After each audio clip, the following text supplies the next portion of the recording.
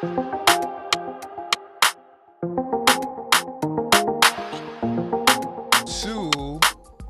one. Welcome back to the Culturally Distinct Podcast. Your boy DJ KO. I'm glad you guys tuned back into the show. It's a great time to be alive. The weather is beautiful today. No more rain, no more cold weather, no more freeze. It's all about the sun and beautiful cumulus clouds and a beautiful day in Houston, That means the Sunday fun day about to be lit. That means them sundresses about to come back out and the bright colors, the beautiful colors. But guys, I'm just talking. But anyway, guys, man, I appreciate you guys for tuning into the show. You already know what it is, man. I appreciate you guys, man. Everybody that subscribed, everybody that told a friend to told a friend, told a friend to told a friend, right? Told a friend to tell a friend, told whatever, y'all know what it is.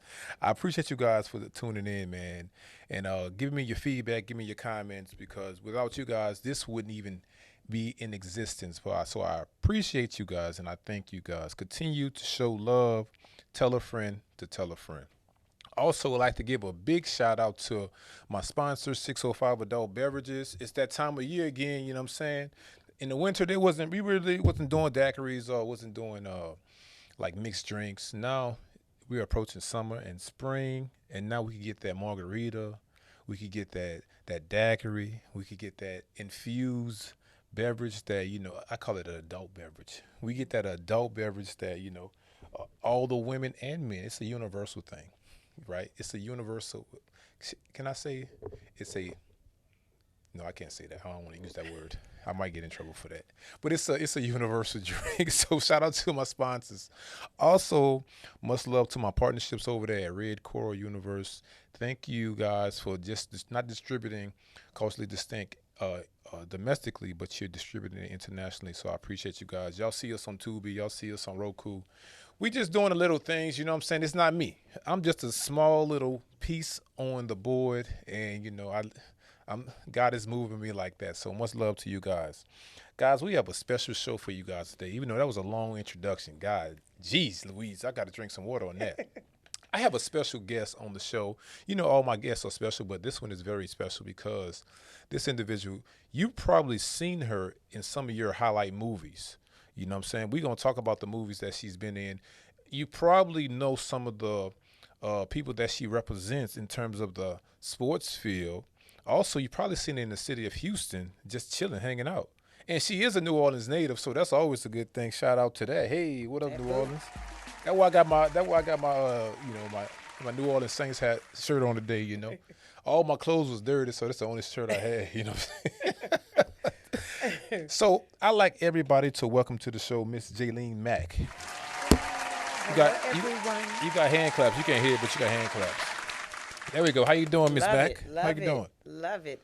I am doing fine. You over there use those big words. What is it, cumulus? Yeah, cumulus cloud. Yeah. What did I learn that, like 6th grade or something, and I done forgot all about it? I just know fog. And the clouds I see when I get on the airplane, okay? That's a beautiful cloud. That's the clouds.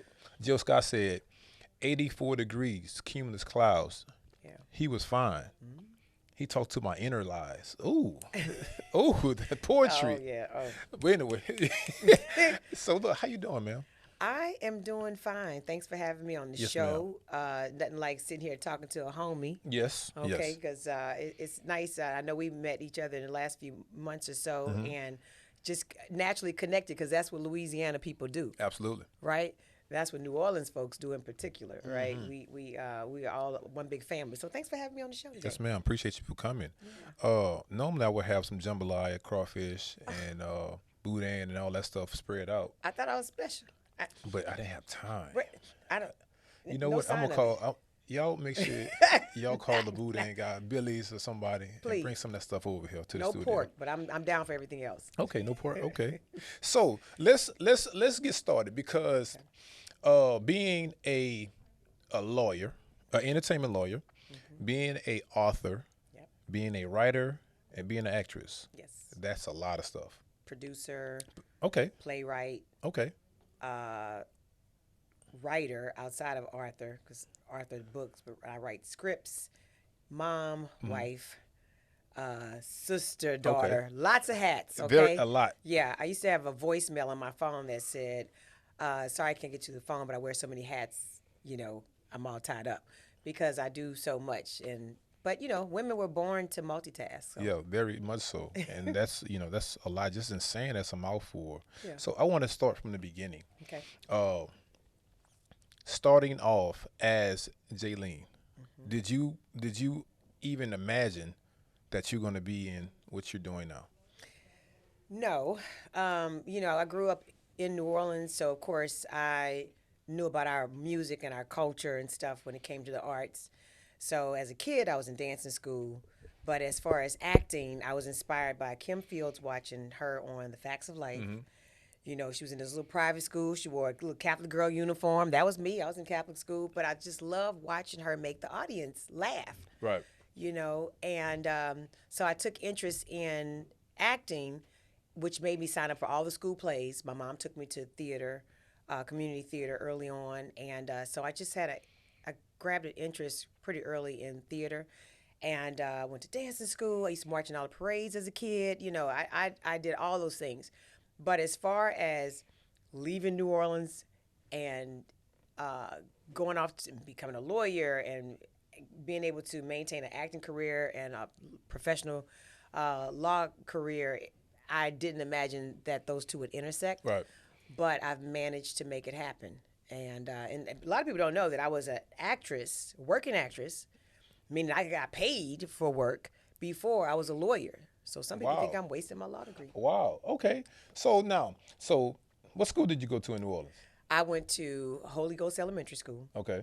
Mercy Academy for high school, and Xavier University. XU rocks the house. Hey, shout out HBCU, XU. Yes. Shout I'm a double Okay. HBCU, just so you know, Texas Southern University. Okay.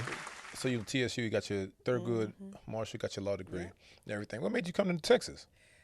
Just trying to be an adult. Okay, And just got get out of New Orleans, yeah. I mean, you grew up in New Orleans, so a lot of girls, they graduate from high school back then. Yeah. Back then, we were kind of trained to graduate, get married, get you a good job, raise a family. And that's it. That's it. Yeah. But and in some cases, some girls didn't go to college. Good husband, that was good enough. But I just knew there was more for me. Yeah. So. You had something destined. Yeah. So now, in saying that, so we're going to fast forward. So Xavier, then you came to Texas. Yes. So you was an actress. Yes. But you wanted to go into entertainment law. And why entertainment law? Because it's so, especially nowadays, most women, and I don't want to use this as a gender thing, but most women either they do nursing, they go into law, but it's mostly criminal law or family law. Yeah.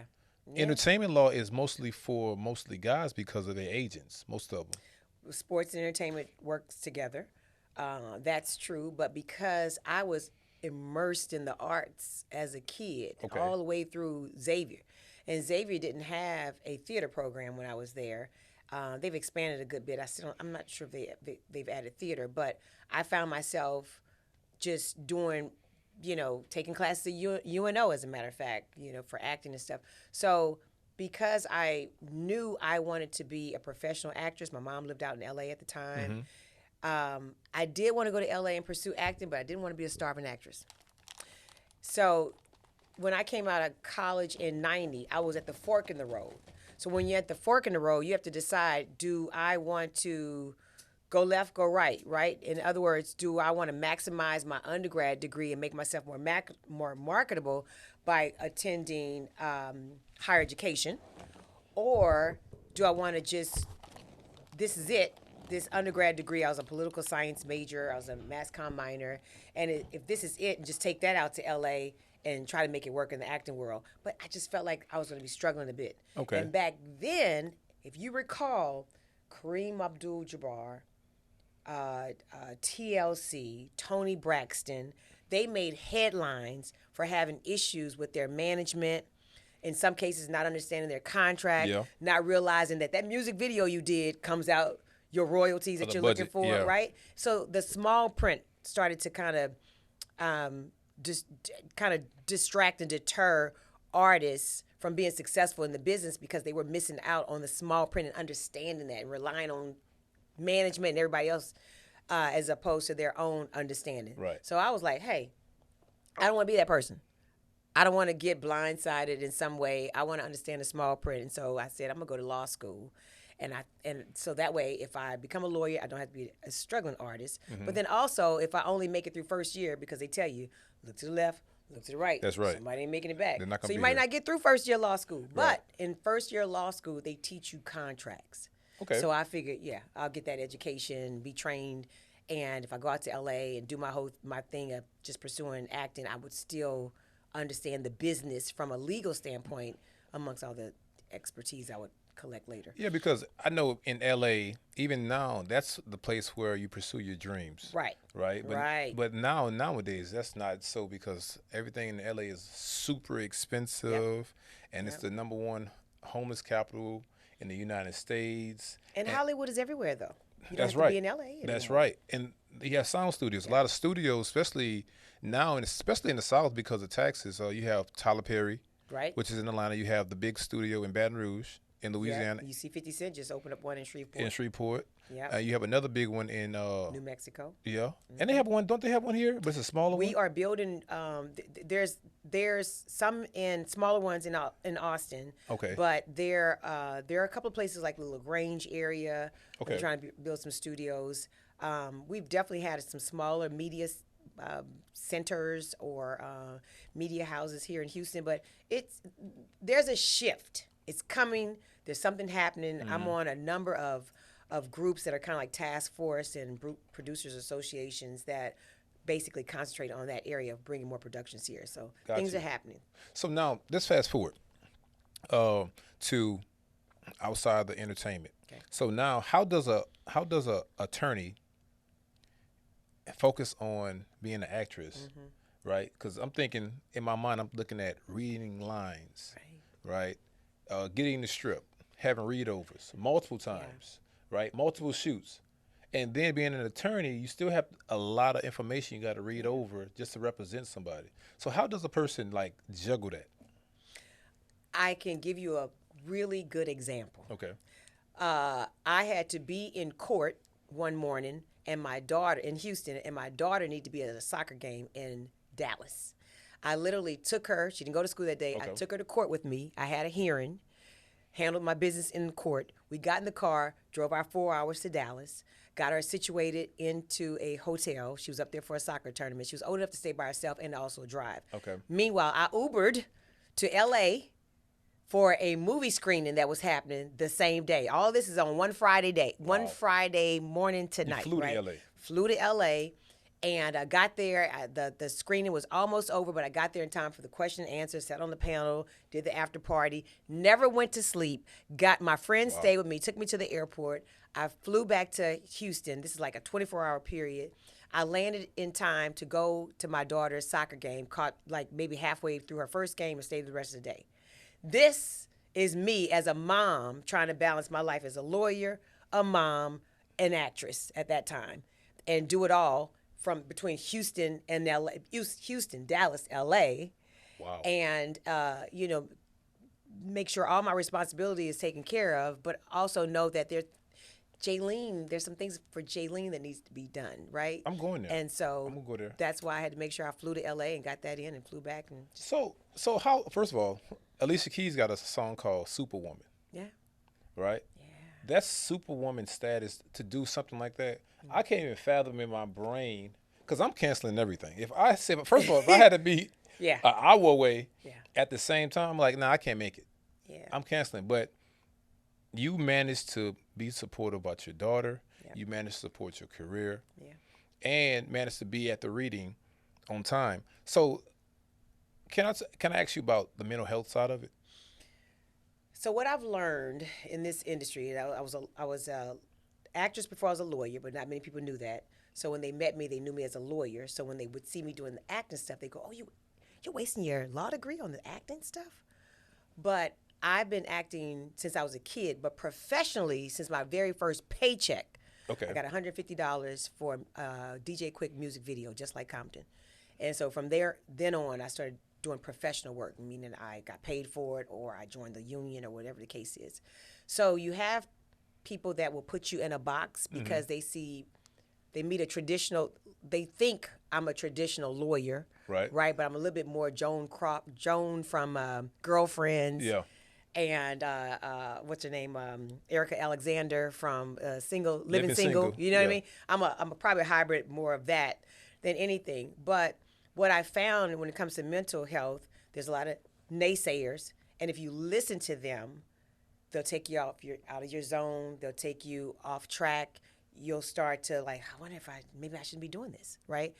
And then you have people that just want to put you in a box because that's what they're comfortable with. And I realized that I'm just not the traditional lawyer. Even when I went on my own, I had my first law practice, I didn't have the traditional burgundy, dark blue, gray, whatever furniture. I had animal print sofa. You know what I mean? Okay. So I'm that person. To the I am exotic me office. all day. I'm like Tina Turner. All I got is my name. Okay. Right. And so, but that's the mental part of it that I used to deal with.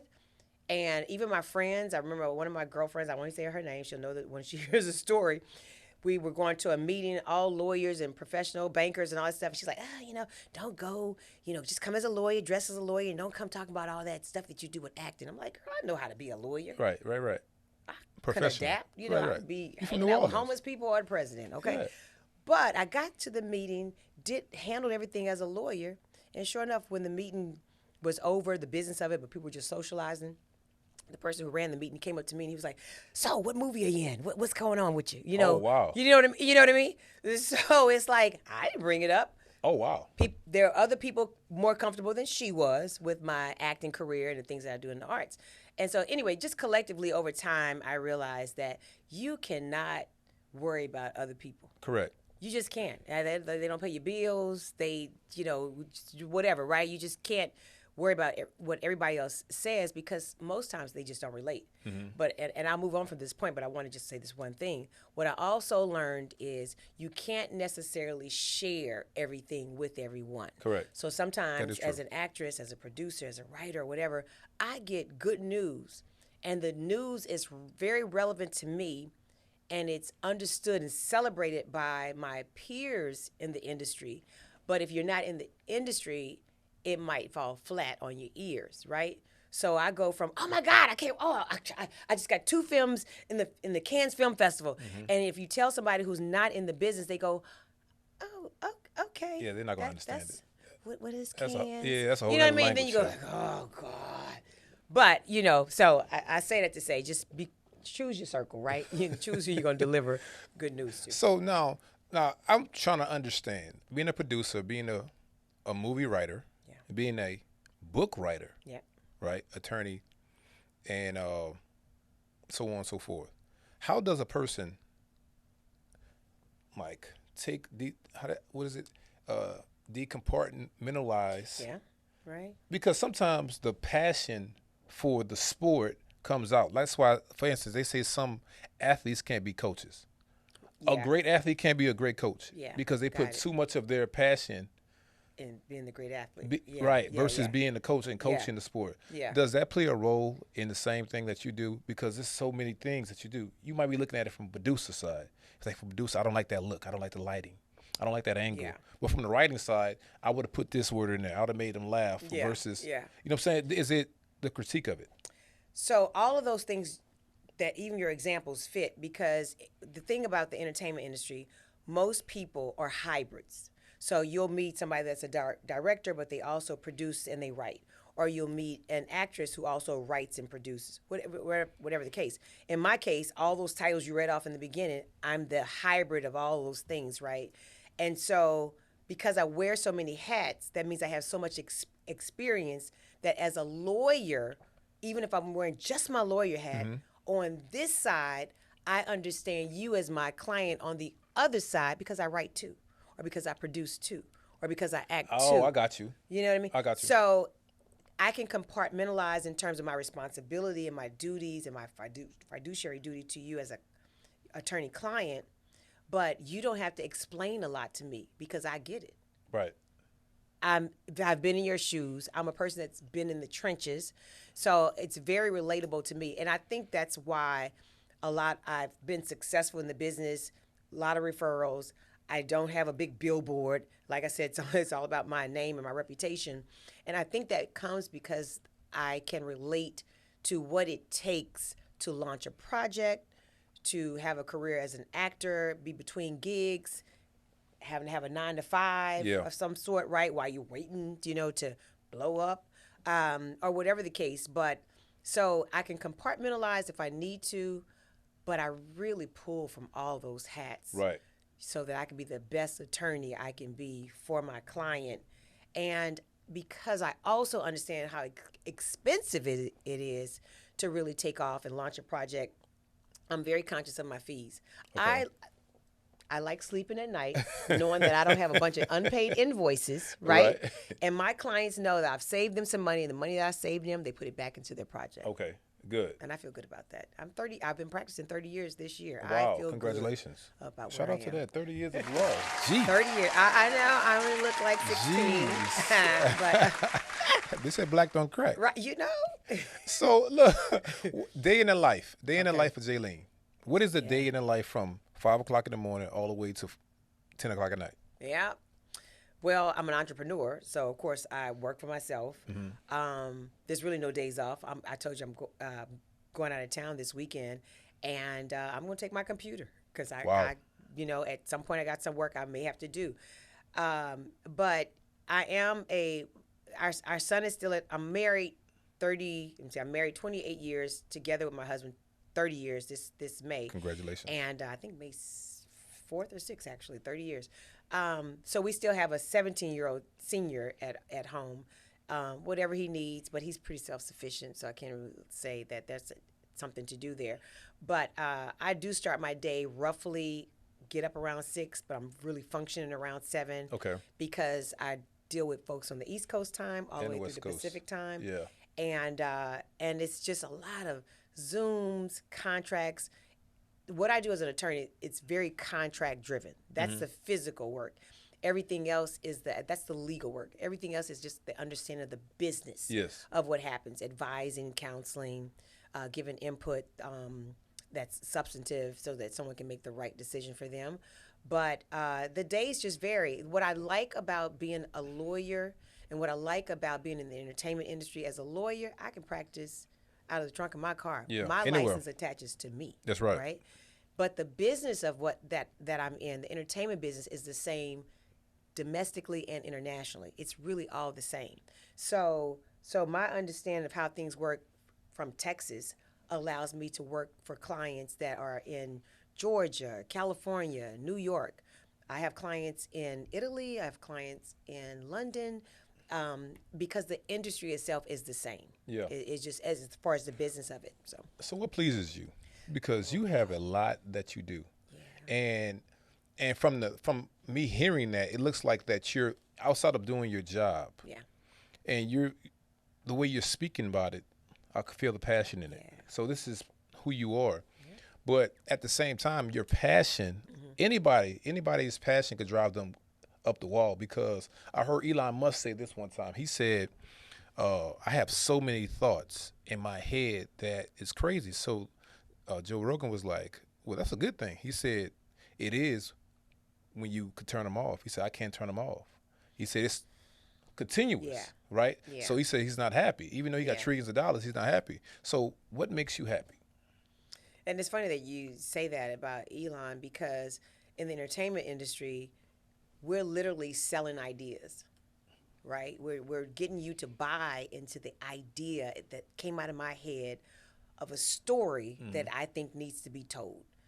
And so it is hard as a creative to turn off your ideas. Oh my God, they come in your dreams. They come in, going to my son has a graduation party come up. Literally, something can happen and give me some inspiration for an idea. So it makes me happy that I'm able to create some ideas that are original.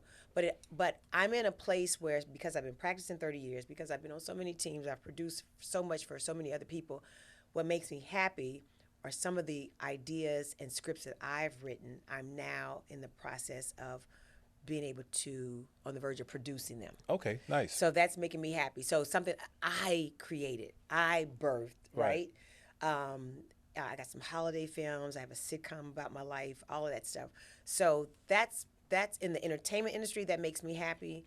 But I'm also full of hope and happiness because I see the shift in the Houston area as far as the entertainment industry. So that keeps me going. And but also the fact that so many people are moving to Houston Yes, now. indeed, especially from California. From California, from New York, especially during COVID, right? Yes. And they already anticipated that. I remember being downtown and watching Metro present to the city council about the growth that they expected, and they were so on point years later because of COVID. It probably escalated it. But there's so many entertainers that live here. I have one, I won't even mention his name, but one comedian friend of mine had contacted me. My daughter's a realtor, and she's helping him find a house. And he said, he's moving from Atlanta. He's like, you know what? I just want regular people as my neighbors. People love Houston. Oh, he's going to get that in Houston. Right, definitely. right. But we got our athletes, and we have, Right. We have Trump supporters. influencers. We have All of it. You have our No, I'm saying- Harris County is blue. The rest of the state, right. we can get that governor out. Well, But anyway, That's another story. you're right. That's another show. Okay. So now, what you're saying in terms of the different people here, the diversity, Yeah. it's like at first when I first moved here, I didn't realize how diverse it was because when you said neighbors, Right. I had an Indian neighbor like from India. Yeah. Then I had a Native American. Right. Then I had a Chinese. Well, not Chinese, but Yeah. Vietnamese. Yeah. Vietnamese, of course, white, black, right, African, all on the same block. I'm like, I never lived in a neighborhood with this No. much diversity. And all the kids go to school together, and everybody does everything together. Oh my God. And we live in one of those master plan communities, so, on the weekends, everybody goes to the same places to eat. Right. They go to the same church. I'm like, nah, I'm not used to this life. No. New Orleans was small. You know what I'm It saying? took 15 minutes to get, wherever you need to go.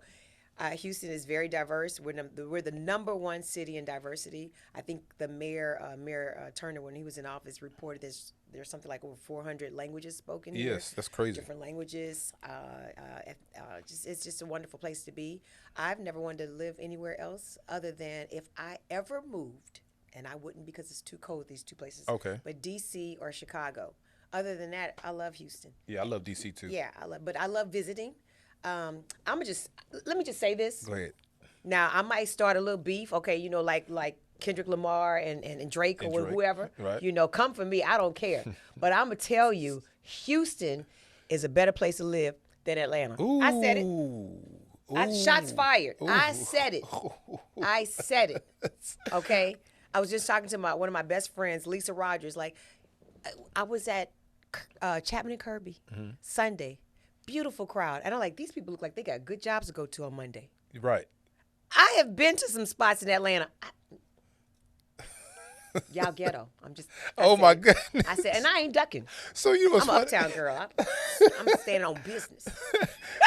But you know what's funny? So to say that, all of my cousins that's come from out of town, right? And I take them to the spot. I'm not the new one, the old spot. Oh, I love the little. And what's crazy, like the little hole in the wall, I right? love holes in the walls. And what's crazy, you have so many professional people that, especially happy hour, they go there. You have a doctor over here, a lawyer over here, That part. a nurse, an engineer, and they be in this hole in the wall. Yeah, And my cousins couldn't believe it. It was like, nah, Yeah. I'm telling you, I said Yeah. everybody here's professional. Don't get. You might see a girl twerk. I bet she got a college degree. Right. I'm just saying. Right. And that's crazy because Yeah. at first I wasn't a big fan of the spot, you know what I'm saying? But now I love it because Yeah. now you can also network there. Yeah. Oh yeah. Now I'm gonna tell you another little. We're gonna go back. I like the old swagger. Oh yeah, the one off of 59? I said it, Dennis. I mean, you need to bring the old swagger back. I like the old swagger. That was my cheers. The You hole in can the go on a wall. Monday and Yeah. people know your name, and it's like enough people there. And anyway, yeah. Right I across love the street Houston. across the street from the church. Yeah. Joel Osteen. That's right. That's right. Right. Houston has so many places. I've lived here since '90, and I still haven't been everywhere. Yeah. That was here pre, whatever. But I mean, like, golly, you just drive around, you're like, oh, where they put this here? Right. It's crazy. And the Beautiful influx place is to live. going. So let me ask you this. Speaking of that, Yeah. give me the most memorable moments that you had in the industry and while in Houston, since we're speaking about Houston. Wow. So acting wise, you're always usually asked, like, who would you want to work with that you haven't worked with? I've worked with Forrest Whitaker. Oh wow. On Okay. a movie called Hurricane Season that we shot in New Orleans. It's about the I can't call the school out right now, but Patriots. They were on the West Bank. John Curtis. No, it's No, God. John Ehret. John Ehret. John Ehret. I'm pretty certain that the Yeah, school in Marrero. the hurricane destroyed the school, and the two rival schools had to I think merge and play together. But anyway, I was in that movie, and a lot of my part got cut out, so y'all probably would go back and watch and go like, oh, you look familiar, but all the speaking stuff got cut out. But they kept everything else in. They just changed how they were going to finish the movie, and but I had to get that money back though. All that stayed the same. But John Ehret, that's right. So I worked with Forrest Whitaker. He was great. He was wonderful. But most recently, I worked on the movie The Burial. We shot also in New Orleans a couple of years ago. It's on Amazon. Okay. It's starring Jamie Foxx. And I am the jury foreman. I read the verdict, so you guys can go back and watch it. But that was exciting because watching Jamie work, and we were in the jury box, so we're like a captive audience. We're like it's like a comedy show. You know, between takes, he would come over, talk to us, make us laugh. And but when he turned it on, it was like an acting class. It was really, really good. So those are some phenomenal times and great people that I've worked with in the industry as an actor. As a producer, I'm pretty proud to have the 2 projects at the Cannes Film Festival. That's a really big deal. It's a very elite festival, and so that's a phenomenal moment. But in Houston, I think it's the, you know, obviously there's moments with my family, my kids, my husband that I love. But as far as Houston, just in general, being here, it's been a great place because moving from New Orleans, it was all about what's your last name and who your people are. Right.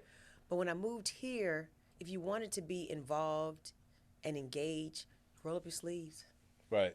It's equal opportunity. Right. You know, those that mean well will rise, stand out, separate, and those who are the phonies will rise and separate. You know what I mean? So just do the work, and this was just this is just being here in general, just a great place to be because, again, it wasn't so much like where you come from, who you people, you know, looking for a Creole French last name. Yeah. No, you're from NOLA. We don't care. You here, put the work in, and build, you know, nurture relationships. So Yeah, that's beautiful, man. Because me moving to Houston, that's the first thing I saw, equal opportunity. Yeah. Even though I came here, I had, you know, profession that I was doing already. Yeah. But coming here and seeing younger individuals, people that look like me, people that don't look like me, my God. people from other places. It wasn't much as an influx as it is now from people coming from other places, but they was coming from other places and still having that opportunity. Right. You seeing a corner store owned by, you got a bodega over there by the On Puerto Ricans. Alameda. Yeah, by the Puerto Ricans. Bodega, yeah. You got a African spot, right? Yeah. You have a black spot. Yeah. You know, and you have not just that, but you have restaurants that's owned by blacks. Real good restaurants. Food. You know what I'm saying? Even though I had a look. I had posted something last week about who got the best food in Louisiana out of Opelousas in New Orleans. Oh, yeah, okay. But a lot of people in Texas and Houston, they say this now. They have better food in Houston than in New Orleans. I was like, nah, stop it. So I will say this. Okay. All right. There was a poll that came out last week. It was the top 10 cities to eat in with the best food, and Houston wasn't on there. Now, I don't know who took the poll. Okay. But what I will say, my thighs and my hips said, I know Houston is on that list. Yeah. There is some phenomenal chefs here.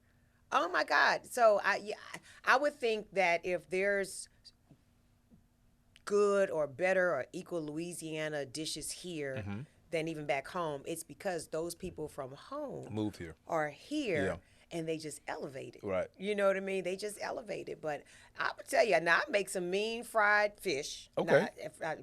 Fried chicken. And I'm really good with my red beans and rice. Just saying. Are they creamy? Creamy. They creamy, okay. Creamy, spicy. All right. And I am one of those people that Mondays, remember Mondays, red beans and rice, Fridays, fish? Yeah. I kept that up for the longest. You know, it's a story behind that.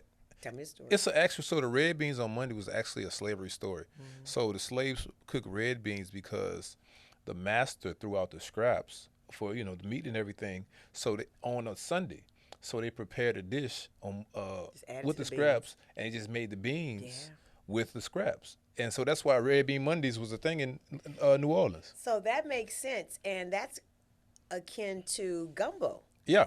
Just being a kind of a bunch of stuff thrown in the pot. Yeah. Yeah. So, man, let me tell you, but black folks, we gonna survive, ain't we? Absolutely. We what's the word I'm looking for? We are resilient. Yes. We are resilient people. Absolutely. We are.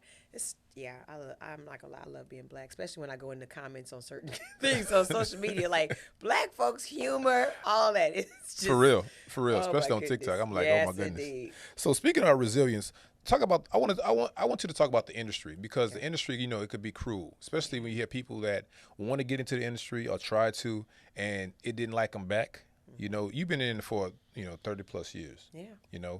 You're fortunate for that to take place. What do you say to the people that pursue something but it's no longer their passion because they didn't make it, or they didn't get the role, or they didn't get the part, and they try a continuous amounts of time? Yeah. It's one of those things, like they tell you with anything, don't dive into it for the money. Okay. Because you don't know if you're going to get that or not. But if it's something that I was unsettled until I pledged Delta, because I always wanted to be a Delta. It just stirred my soul. So if there's something about you that stirs your soul, I do feel like that's the path or career or passion for you to pursue. But know that the money's not immediate, and you might have to do something else to supplement your income. But if you're true to your craft and all that stuff, things will fall in place. I will say, people get rejected. You might audition for a part and don't get the part. You got to have alligator skin. Yes. Even as a lawyer, I have to have alligator skin in the courtroom. Judge might talk to me crazy. The other attorney might talk to me crazy, and I just got to be like, did my job, But all these little other remarks or the rejection in some way, I have to let that roll off. The other thing I just had this conversation with my daughter's girlfriend, moving out to LA. The thing about Hollywood, it's everywhere now. So it's very expensive pursuing your dreams. And if you decide you want to move out to LA and you just testing it out, you don't have a game plan, you don't have any significant money saved up, you could end up living out your car. Because I know people that have done that. Absolutely. I know somebody moved out there, didn't have anything. They end up winning a car on, I think, like Price is Right or some game show, and sold it and used that money to survive off of. But it's like it's really hard as real adults to live check to check. Yeah. And Taraji, she was just talking about how she's the pay disparity, and I have mixed thoughts about that. I think Taraji has her experience, and I can't deny that. And the fact that she may not take home a lot of money versus somebody else, I cannot deny that. But I do think, because we know that's how the industry is, i.e. living in California is very expensive. When you're an A+ actor, it can be very expensive. Yes. You got stylists to pay for. You got your managers, your agents. You might have Glee more than one team. agent. All that, your glam team, all Yeah. of those things. But one of the main things I think anybody can control, especially once you made it, move out of California. It's expensive to live there. Yes, indeed. And since Hollywood is everywhere and most things are virtual, and you don't spend as much time doing things in LA as you think. There's 30 days in a week. You might go to a meeting here, a meeting there. We audition virtually. I feel like you're just giving all the money that you've earned, at least maybe a third of it, back to California.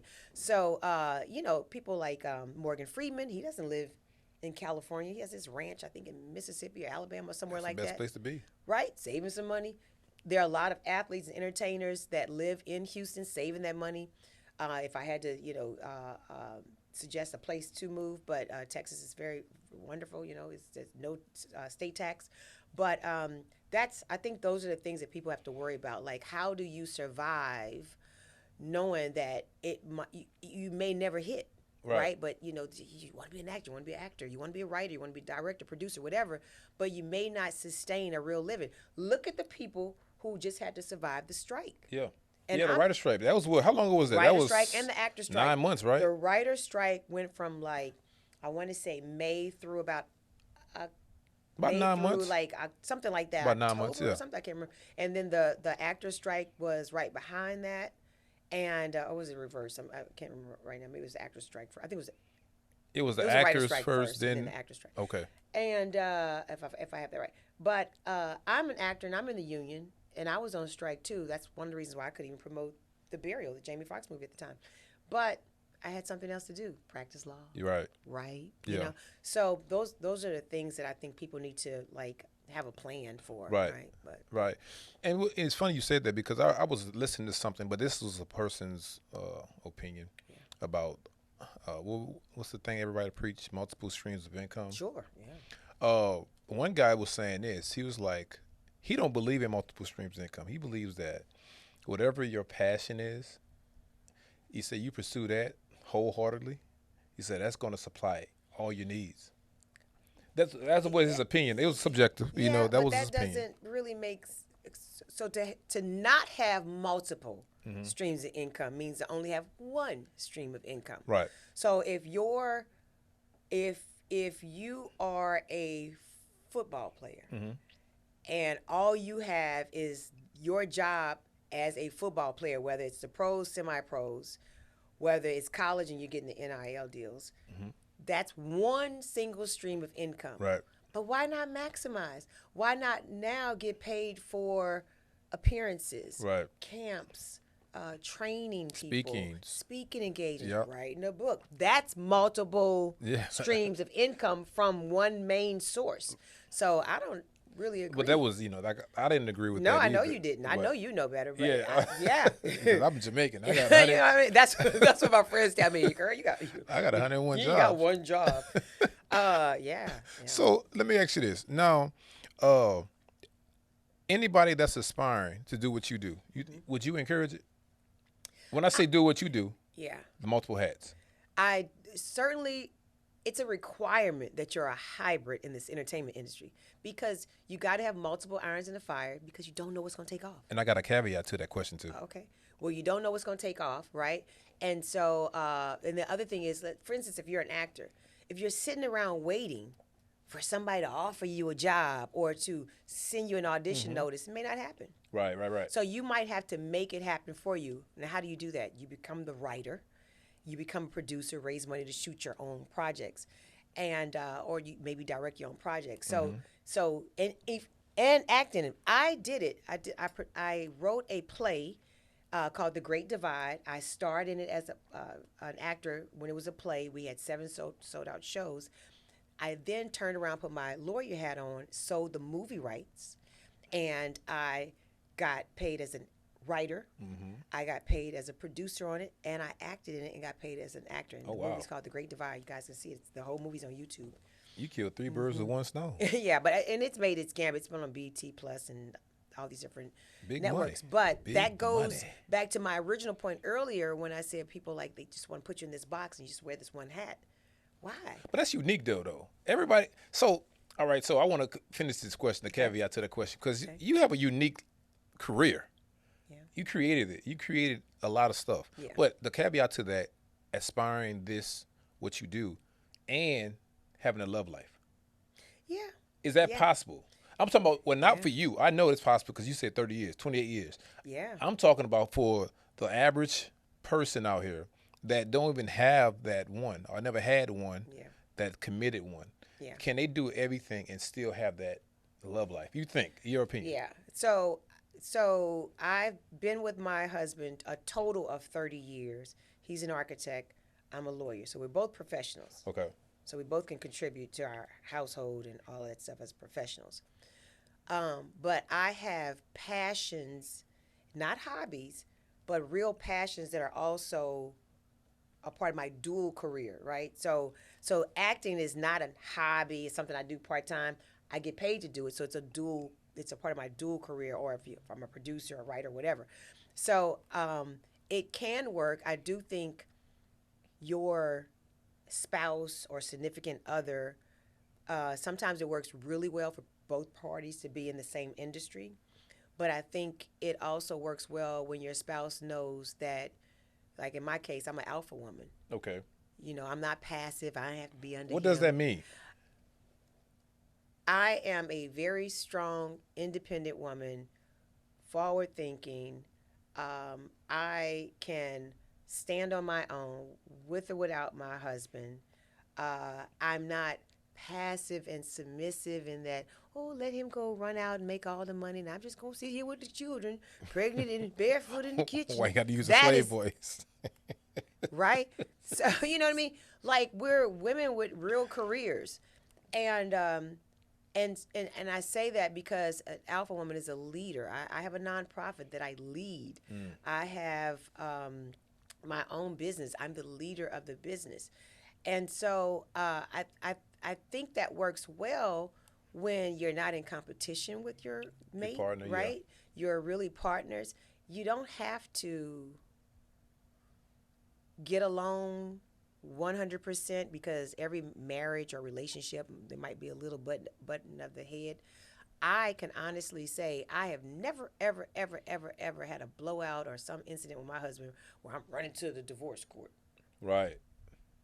Why would I do that? You know, so you have to be willing to coexist, right? When you have these differences in passions and careers and all that stuff that the other person may not understand fully.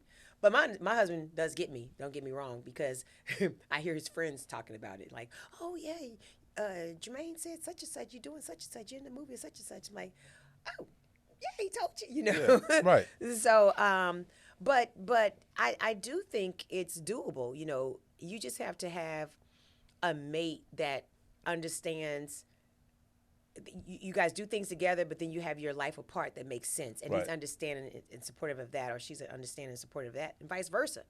Because my husband is a Kappa, he plays golf, he's an architect, you know, he has his frat brothers, he does, you know, all kind of stuff separate from me that I don't try to smother him on.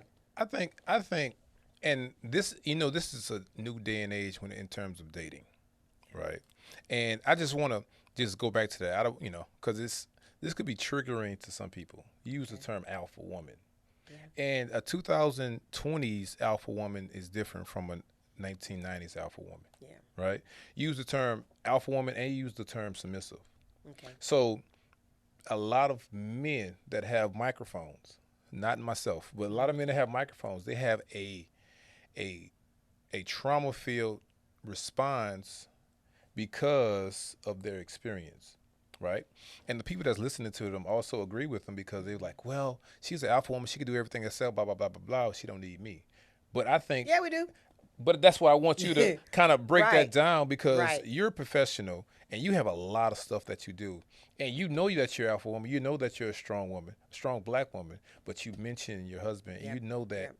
Well, you could explain more than I can. Yeah. So when I say submissive, I do mean I'm not passive. And when I say submissive, I do mean I don't walk behind him, but I walk with him. But I will say I need my husband because I need a man that's a man in my life. That's balance. Just balance. The balance. And I do believe in letting a man be a man and lead. I got ideas that sometimes he shoot down because he knows better. And sometimes I gotta, you know, back down and be like, okay, you're right. You know, we should do this, that. I remember wanting to take our house, make it more of a Uber. I'm trying to say, what do you call it? Airbnb. Yeah, make it more of an Airbnb home. Uber house. I know. And move. I know what I was thinking. And move, you know, to another area. And he was like, "Nah, we too old, or you know, we don't have that much left on the mortgage." And that doesn't make any sense. But what I'm going to do is add on to this house and make it the house that we don't want to leave, right? And that's what he did during COVID.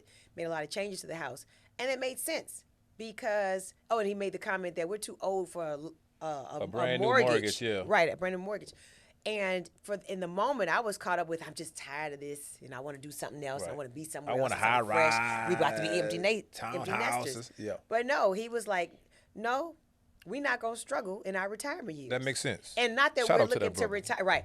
Not that we're looking Jermaine, to retire. right? Shout out to Jermaine. And not that we're looking to retire necessarily, because I do think between the two of us, we'll just function until we can't function anymore. Right. Mentally, right? But we say that we're backing off and we're going to settle down and we're not going to work as hard. And I do think there's this is my year to do a little bit more of the things that I want to do, but I know I'm still going to be practicing law. Right. You know, I know I'm still going to write and all this other stuff. But yeah, so I need him as the strong alpha man he is. Now, he's a Kappa, so I'm just using alpha. Don't do that. Don't do that to the Kappa. Shout out to the Kappa. but yeah, Alpha Kappa, right? You know, but he's the leader in our marriage. So yeah, it's just finding that right balance. You know, not knowing when to let him make the final decision on that. That's beautiful. So I want to play a word game with you. Okay. And I'm gonna use 3 terms, and I want you the first thing that comes to your mind. Well, no, I'm not gonna do that because that's too easy. So what I want to do is the first thing is movies. Because I want to go to the entertainment side, I want to go to the attorney side, and I want to go to the producing side. Okay. Name your top 3 well-produced movies. Ooh. Top 3. So I'm into franchises. I love the Transformer movies. Okay. I love big budget blockbuster movies. I like the experience of those type of movies you can't get at home. You got to go to the theaters, right? I'm a Will Smith fan. Period. We had a little disagreement with the slap. Yeah. He knows how I feel. I know. I think he felt my vibrations. He knew how I felt. We got past that, but everybody knows. My friends know I'm a Will Smith fan. So pretty much anything Will Smith is in when it comes to movies. But oh gosh, there's too many movies, but it's that I like. But there's some quirky movies that are on my top list that are not like, you know, super intelligent Oscar winners, but like low down dirty shade. Oh. You know what I mean? Like ain't nothing between us but space and opportunity. You know, I like movies like that. I love a good comedy. As an actress, you know, I love comedy because I like comedic acting. Okay. I actually tried stand up, believe it or not. There's too many movies to just say my top 3. Top 3. Yeah. So now, since that was a good answer. Yeah. You know, it's one of those. One of those sliding scale answers. All right, so give me in terms of writing, movies that was written real well. I can, right off the top. When I say written, all right, let me specify. Okay. Script. The script is like it made you like, wow, I never saw that coming. Like one of those, like suspense maybe, or drama, or romance. It's like, I never saw that. If I said twist, we're talking about twist, like what's one of the best twist movies, then that's the movie with Will Smith and I See Dead People. I Am Legend? No. That's Will Smith. I meant, what did I say? Bruce Willis. I'm sorry, Bruce Willis. Bruce Willis. Sixth Sense? Sixth Sense. That was one of the twists that we never saw coming, and then a lot of movies followed, right? Mm-hmm. So that was a good surprise. But as far as scripts in general, whether it's TV or film, Better Call Saul and Breaking Bad, the writing is phenomenal. I'm in Better Call Saul, season 3, episode 5 and 6.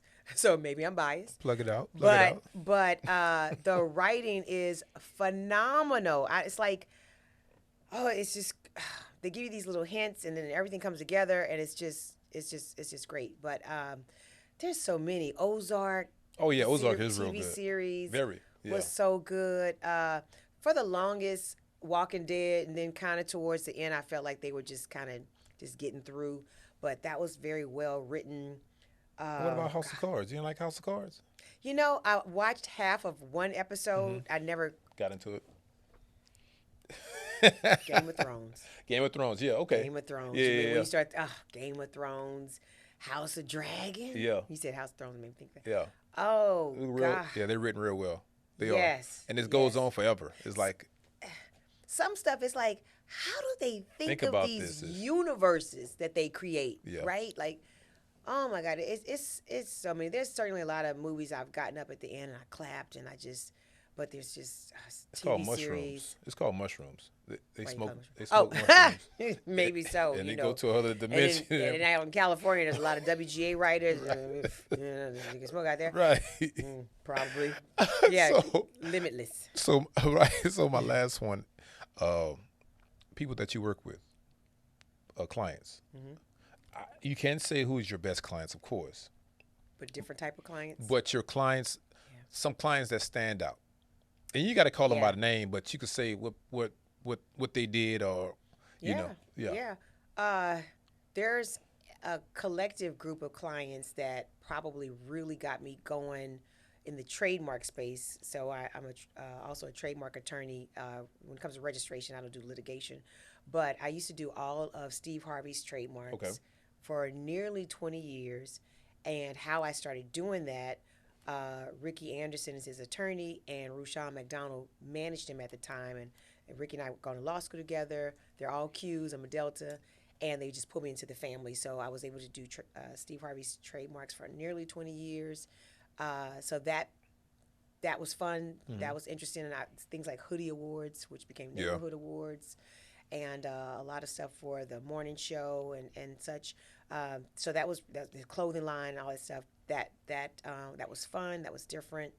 And he's one of my bigger clients. Nephew Tommy, I've done a lot of legal work for, and some work for his foundation. And wonderful. He's a good friend too. He lives here, don't he? He lives here. Yeah. And oh gosh, but there's been so many people. There's athletes. Kenny Smith, I used to do some of his when he was Here. playing for the Rockets. Yeah. I used to do work for him and his wife. They had side businesses. Did work for him. And oh God, there's it's on my website. It's so many, right? Yeah, It's so yeah. many. So last question of the night, last question of the evening, and this is going to be a banger. You ready? You ready for it? Okay. What would? No, I'm not gonna ask you that. I'm gonna ask you this. It's not gonna be like one of them heavy. It's gonna be.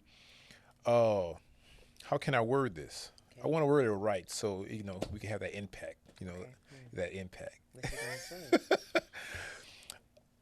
Do you think that you chose your career or your career chose you?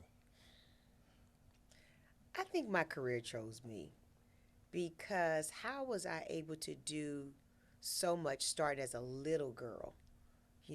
Dancing school, marching in parades as a majorette. I was in the Brownies. I every school play, just I want to do it. I want to do it, and I don't mean like the little tree, the little bush on the side of the Yeah, you wanted to backstage. be in it. I want to be a lead. Yeah. And my mom exposed me again, like I said, to theater early, and It just was in you. yeah, there was something. But I do think it's that whole nurture versus nature thing. I think growing up in New Orleans, in a small city, where things were so eclectic, Yeah. Mardi Gras, lots of characters and costumes and all that stuff. I think all that stuff fascinated me, music and jazz, and I used to tap dance. I did all that stuff, gymnastics, all that stuff. I think that nurturing and just being in that pool, it just made sense, that it kept this burning desire. And so, like I said, by the time I got to Xavier, and even when I was in high school, went to Mercy Academy, we had a theater drama teacher that came to the school. We used to have talent shows. I did all that stuff. Even in law school at TSU, Thurgood Marshall School of Law, we didn't have necessarily theater, but we had mock trial competitions and we had moot court competitions, and they used to do roasting. I participated in all of that because that was another form of acting for me. Right. Yeah. But the funny thing is, most law students would go and clerk for a judge or go work at a law firm as an internship or something like that. I was trying to audition for stuff. Right, because you had 2 jobs already. You You already had an extra job, so yeah. yeah. I'm out in L.A. My mom lived out in L.A. and I had family out there, and I'm auditioning. I remember auditioning for LL Cool J music video. Master P had done early on. I think maybe my first few years of practicing, I went out for pilot season. I remember Master P was auditioning for another movie he was producing. Like, I was doing that kind of stuff. Way back. Yeah. They shot the movie JFK in New Orleans. I was still in law school, and I remember showing up on set in a business suit trying to get me a job on set. Now, that's not how it works, and I didn't necessarily know any better, but I'm also the person who would take a chance. Yeah. And you know what's funny? You say that, and you might not. Well, you from New Orleans. So the thing is, by me being around, going to a lot of places, right, internationally and domestically, one thing I notice about people from New Orleans, they are super talented, right? And they don't even know it. Yeah. Because, like you said, it's a small place. If you look at Louisiana in a whole, just the whole state, it's only like, I believe it's like maybe 3-4 million people. In the whole state? Maybe 3 million people in the whole state. Yeah. Not the city, the state. Times 2 or 3 in Houston alone. Right. Right. So the thing is, if you look at the type of athletes that come out of Louisiana, the actresses, the musicians, the chefs, just you have there's so much talent in that one state. And I think this is my theory. I could be wrong. I think it was because of the slaves that was there. When I say that, because New Orleans was the number one spot where all the slaves came to before they migrated to go South Carolina, Florida. Okay. They had so many people there with from so many backgrounds. It was right there in New Orleans, right? And over time, those spirits of those people, of those lineages of those individuals, they stayed. Yeah. And now they're from there. And the good part about it is they have that personality, right? They have that down south Creole mix of fun, like you said, eclectic, creative, motive. It's weird. It's like because you don't see that nowhere in the world. No, it's the hospitality. Yes. Is different. You go to New Orleans, and I haven't lived in New Orleans since '90, but still, when I go to somebody's house, they gonna make sure you've eaten. That's right. Come here, baby. You need something to eat. My best friend in life from second grade, Dana Harrison, she lives in Baltimore. Whenever I go to New Orleans, I still go visit her mom, whether Dana's there or not, because that's like my other mom. She gonna pull something out the freezer, unthaw, whip you up a little gumbo. It's something. Yeah. A whole meal. But yeah, it is different, and you're right. There's a lot of influence, but that same influence came to Houston, and I think that very influence of Louisiana is what makes Houston different than Dallas. Yeah. I tell people very all much the time. so. Dallas feels very northern. Yeah. And I'm sorry, I don't care for Dallas either. Okay. I ain't been to Dallas. Y'all a little bougie up there. Now I got some good friends in Dallas from law school, and I was like, but y'all a little bougie up there. Houston is so hospitable. Yeah. And I think a lot of that does have to do with people who have migrated from Louisiana. And I'm talking pre-Katrina. I'm talking about way just back. in time. Yeah. Or people from the South that have It's a beautiful thing, man. I don't want to stay in New Orleans, I don't want to stay on it, but that's a real thing. And people go to New Orleans, they want to stay forever. Yeah, and this is not a color thing. This is just a culture thing. Yeah. It's weird. I love visiting. I haven't lived there in a while. I will say when I go back, because I am so used to being here in Houston, how progressive it is, I spend so much time visiting and seeing people I haven't seen in a while, and then a little bit of me is ready to come back. 2 days. Yeah, right? That's my limit, 2 days. Because and I moved here in '90, and you were talking about the impact of Houston on me. I moved here. There was no buses that went everywhere when I moved here to Houston. The buses, they don't go past the Beltway. Yeah, they don't. No, they don't. I can catch a bus anywhere. I can catch a bus all the way to Kenner or whatever in New Orleans, deep New Orleans East, in New Orleans. We didn't have corner stores. Remember the little mom and pop corner store here? We had a lot of strip centers when I moved to Houston. Like, wow, there's a strip center. And then everything was so spread out, so spacious. So I could relate to people who moved to Houston after Katrina because everything was so close and small and more community feeling. In New Orleans, like I said, corner grocery store and stuff. But then out here in Houston, everything's so spread spacious. Out.